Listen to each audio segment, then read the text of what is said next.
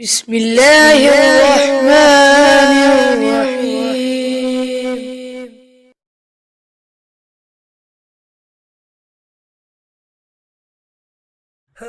ہم سے ابو المیان نے بیان کیا،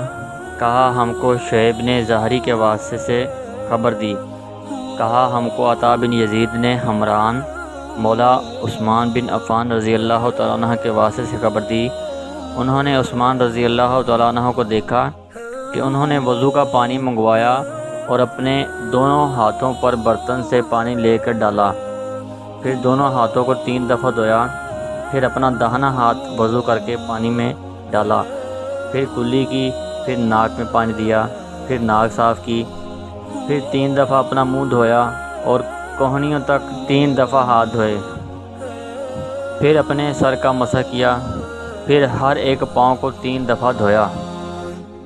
پھر فرمایا، میں نے رسول اللہ صلی اللہ علیہ وآلہ وسلم کو دیکھا کہ آپ میرے اس وضو جیسا وضو فرمایا کرتے تھے،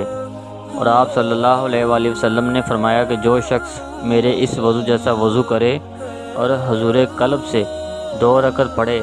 جس میں اپنے دل سے باتیں نہ کرے تو اللہ تعالیٰ اس کے پچھلے گناہ معاف کر دیتا ہے۔